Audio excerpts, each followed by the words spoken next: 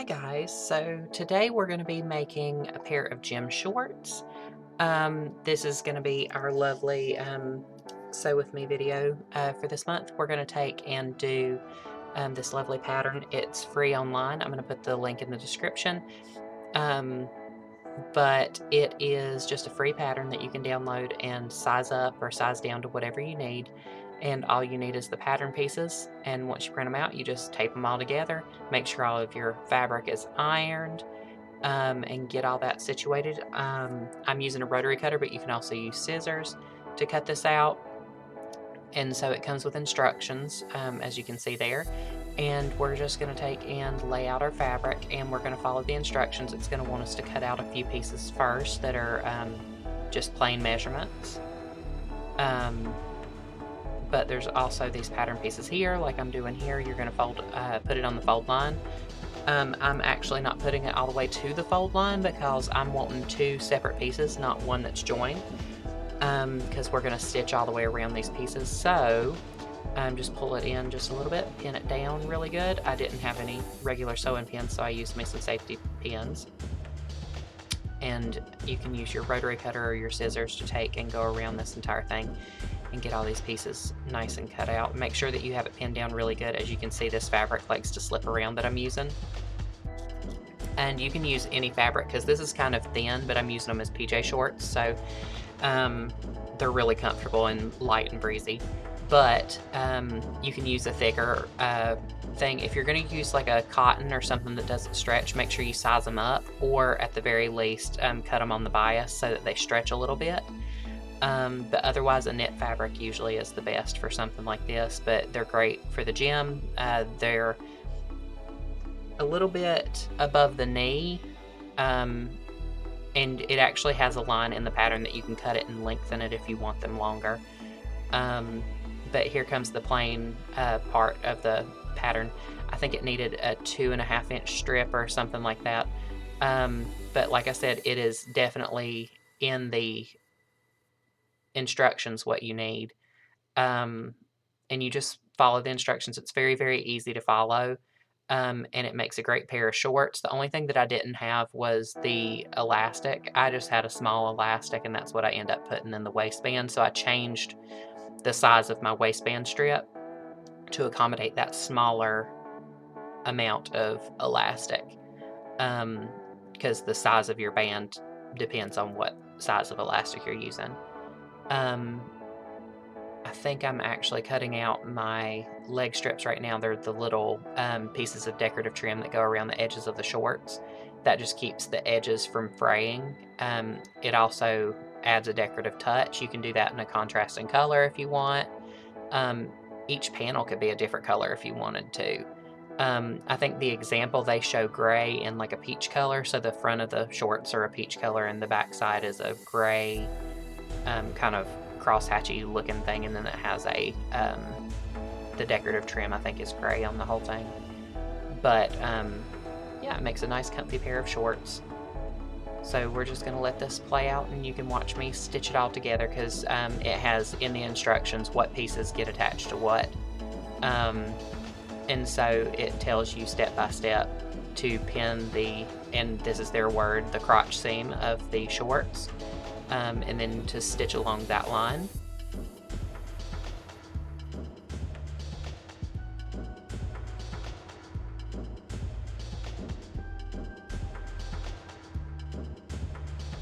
And in case you're wondering, my machine is an antique 1923 Singer hand crank machine. It's great, but it doesn't have back stitch, so that's why you see me swinging my shorts back and forth. It's just me doing that little back stitch at the beginning and the end of my stitch line. That way it doesn't come unraveled. You can also just tie off your threads, but with a modern machine you just have a button you push and it automatically does it. So you're going to do the same for the other side of the shorts, and you're going to sew the crotch seam again.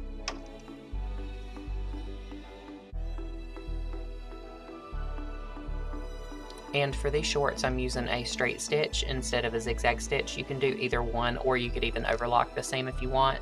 But honestly, straight stitch worked just fine. You just have to be careful. A couple times I popped my thread, but I think that's more the quality of thread that I bought than the actual like sewing project, because it's actually pretty easy. So now you're going to match the 2 crotch seams up at the very bottom in the straddle of the shorts, and you're going to take and pin that together, and then you're going to stitch across that seam and across those 2 seam lines. Now, if you're using a stiffer material, then you're going to want to make sure you press down all of your seams as you're going down. That way that they don't get in your way. But my fabric was very, very light and breezy, and it's also very forgiving, and it doesn't fray, so I didn't have to finish any of my edges or anything like that. And now I'm putting on my edging strip. This is really complicated with a slippery fabric like this, so I would recommend using a bias tape or something that's pre-made so that you don't have this issue. But it constantly wanted to shift around on me, and it didn't want to stay in place. So whenever I was going around the edges, the edge of the shorts would slip out of the binding, and I wouldn't know it until after I picked it up. There was only one spot that was really bad, and so I went through and hand stitched it back into place, and it looked fine. You couldn't tell. There's very little hand stitching with this, and even the hand stitching that I did, you could technically do with a machine. And I'll tell you about the hand stitching that I do in just a second. But as for now, this band, what you have to do is kind of fold the 2 edges over to meet in the middle, and then sandwich the shorts in between. It's better if you press your stuff together, but this material didn't really like to be pressed very much, and going around the corners was a little bit complicated. But it's not the end of the world. It's actually pretty easy to maneuver once you get used to dealing with the fabric. And again, it's mostly just the fabric choice, not the actual sewing project itself.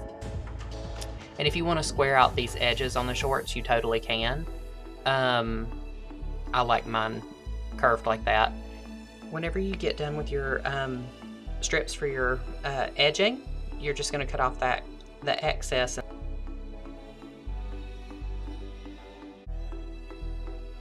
And at the very, very end, you're going to take and sew your edges together. So you overlap your edging, and then you just stitch.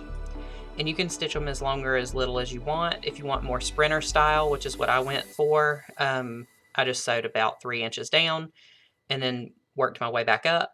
If you want them longer, you can just stitch up the side seam all the way down to where the curve starts. And I did that on both sides, but first I had to do my edging on the other leg.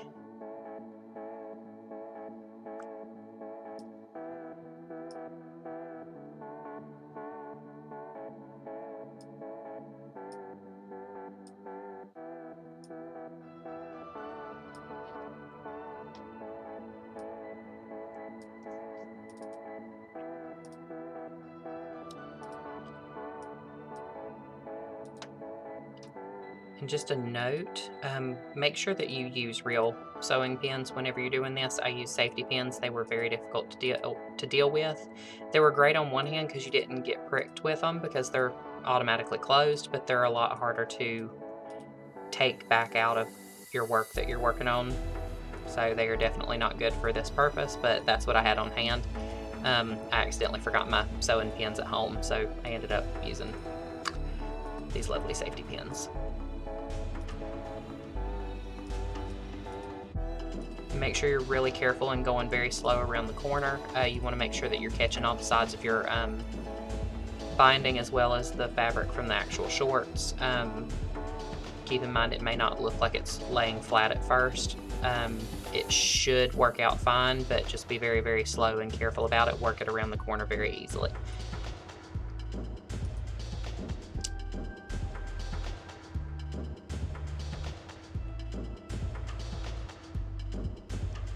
And now I'm going to stitch up that other side seam again, sewing about 3 inches down for the sprinter style shorts.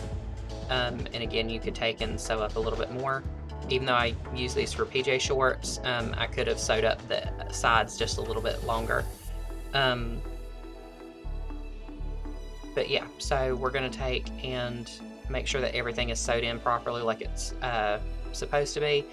And now you need to make sure that you have your elastic measured out and your waistband ready. So what you're going to do is you're going to cut your waistband strip to the size of the shorts that you're making. Then you're going to sew the edges together like this so that it makes one continuous band, just like that. And mine was slightly wonky whenever I cut it out, so I just trimmed it off to make sure that it matched. And then what you're going to do is you're going to lay the waistband right sides to right sides. So the stitching from the waistband should be on the inside of your shorts whenever you're done sewing them. Make sure that your side seams are laid flat so that whenever you sew over top of them, it goes under the foot very easily. And you're just going to slowly work your way all the way around the waistband.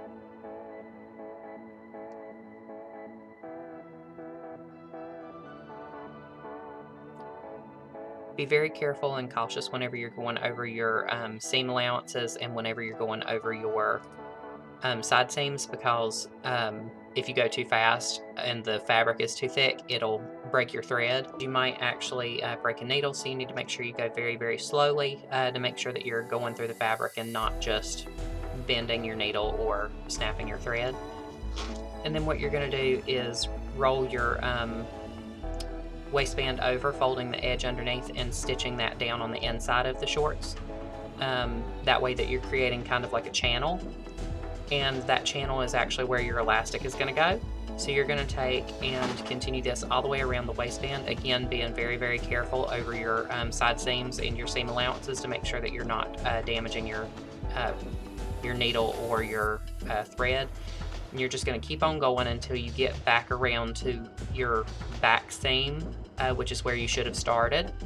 And you should leave about an inch gap between the beginning and the end of those stitches. That way that you can place your elastic into this channel.